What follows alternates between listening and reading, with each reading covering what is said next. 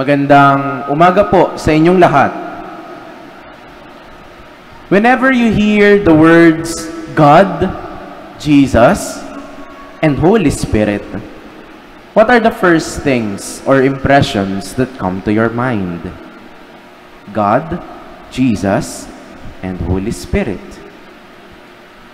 I asked some of my friends, and you know their reply? Sabi nila,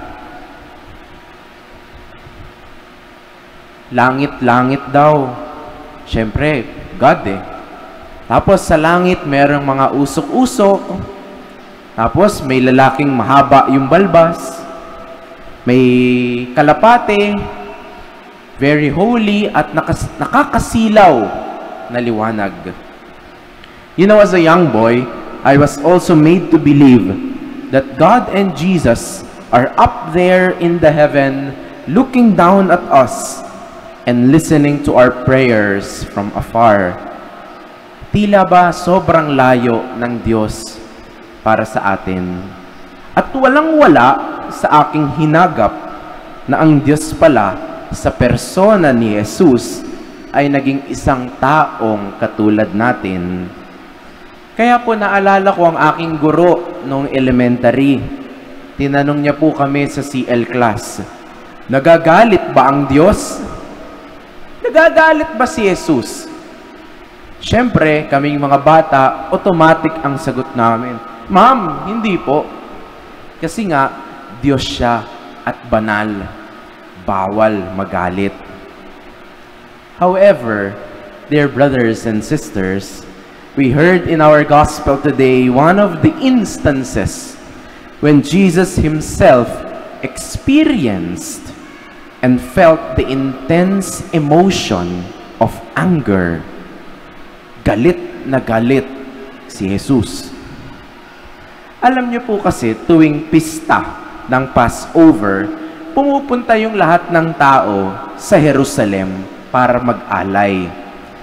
Hayop, root crops, kahit anong ani. Depende sa inyong kakayahan at depende sa inyong kasalanan. Siyempre, the larger the offering, that means you are more capable or you have more sins than the other persons. At chinek ko po ang distansya mula sa Nazaret, kung taga saan po si Jesus, papuntang Jerusalem. 104 kilometers. Sinearch ko po ang distance mula Cubao papuntang Clark, Pampanga. 100 kilometers. So most probably mga ganun kalayo ang nilakad ng mga nila Jesus papunta ng Jerusalem. Take note, lakad po itong lahat, walang sasakyan, walang NLEX, hindi sementado ang daan, at siguro pabundok-bundok pa ang kanilang paglalakbay. Kaya naman, maybe it would take them at least 3 days siguro. 3 days, 5 days na lakad, or maybe even a week just to reach from Nazareth to Jerusalem. So sige, pagpalagay na nating 3 araw. Mag-aalay ka at dadalin mo yung iyong alay papuntang Jerusalem. 3 days na lakad on foot. Eh kung iaalay mo ay baka, yun po, oxen or sheep, isasama mo sa paglalakad yung baka o yung tupa ng 5 araw. That means, 5 araw, kailangan dala-dala mo din yung pagkain ng baka. Alangan naman, hindi mo pakainin, 2 days lang yan, namatay na yan sa init doon. Dala-dala din nila yung tubig ng hayop na kanilang iaalay. Kaya naman pala, triple ang magiging gastos pag ganon.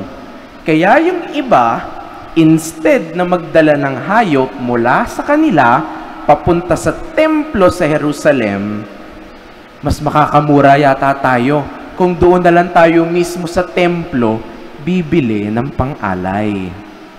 Doon na lang nating bilhin yung baka. Mas mura yung bakang iaalay doon.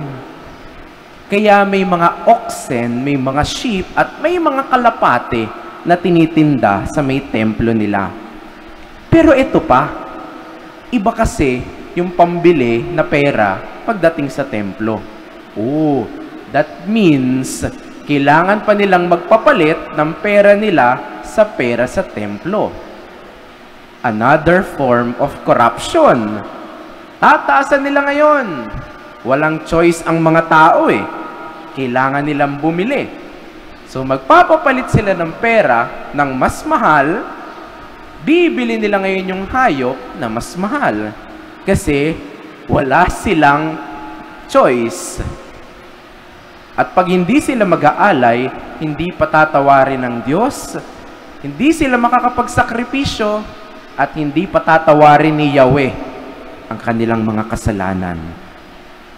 Dagdag pahirap sa mga tao. And that's why Jesus was fuming in anger towards the businessmen, the chief priests, and the Pharisees who allowed them to do it. Gumawa siya ng panghagupit na lubid, tinaboy niyang papalabas sa templo yung mga hayop, sabay sabi, "Huwag niyong gawing palengke ang tahanan ng aking Ama." Parang gusto niyang sabihin, "Hoy! Kayong mga oportunista, kayong mga mapanlamang at madadaya, huwag niyong babuyin at salaulain ang tahanan ng aking Ama." Kaya po alam nyo, sa aking pagninilay, nais sabihin sa atin ni Jesus at ipakita bilang halimbawa na pwede din tayong magalit. Opo, hindi naman kasi talaga masama ang magalit. Sa psychology, anger is an emotion. And an emotion is neutral. Neither good nor bad. Okay lang magalit. Pero, sa tamang mga kadahilanan, anger for the right reasons. Magalit tayo sa kawalan ng hustisya sa ating paligid. Magalit tayo sa mga kasamaang ating nakikita. Madalas kasi ayaw na nating magalit eh. Okay na yan, Father. Lahat naman gumagawa ng masama eh.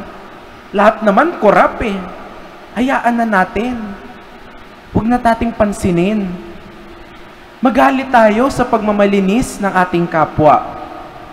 Magalit tayo sa kakulangan ng aksyon ng mga nasa posisyon. Magalit tayo sa kahipokretuhan ng iba. Ngunit, sa aking pananalangin din po, sinasabi rin ng Panginoon, oo, tama. Okay lang magalit ka sa kanila. Pero, magalit ka muna sa iyong sarili. Magalit po tayo sa ating mga sarili sa tuwing tayo'y hindi nagiging totoo sa ating sarili at sa ating kapwa. Magalit tayo sa ating sarili kapag ang dami nating reklamo sa mga nangyayari sa paligid, pero hindi naman tayo tumutulong para maging parte ng solusyon. Magalit tayo sa ating mga sarili sa mga pagkakataong ang dami-dami nating napapansin at napupuna sa ating kapwa. Ngunit wala naman tayong ginagawang dahilan para baguhin ang ating mga ugali. Magalit tayo sa ating mga sarili sa panahong nalilimutan na nating magdasal o magsimba. Busy kami eh. May lakad kami sa linggo eh. Gusto naming magpahinga sa Sunday. Magalit tayo sa ating mga sarili kapag may oras tayo para sa iba. Para sa ibang mga bagay, ibang mga gawain. Ngunit wala tayong oras para sa ating pamilya. Magalit tayo kapag ang husay nating magsalita at mangaral sa iba. Pero tayo mismo, hindi tayo marunong makipagkapwa-tao. Kasi alam niyo po, ito yung klase ng galit na nagbibigay buhay. Ito yung galit na nagpapanibago ng ating kalooban. Galit na hindi naghahangad ng ganti, bagkus nangangarap na maging maayos ang ating mga sarili. Ito yung galit na umaayon sa sitwasyon at hindi pumuputol ng relasyon. Ito yung galit na walang hinihintay na kapalit. Galit na hindi nagmamagaling at hindi naninira. Mga kapatid, sa ating pong pagpapatuloy ng ating banal na misa, idalangin natin sa Panginoon ang grasya na magalit. Opo, grasya din po ito. Katulad ng nakita natin kay Jesus, ito kasi yung klase ng galit na tutulong sa ating lahat na mapunta tayo sa langit. Amen.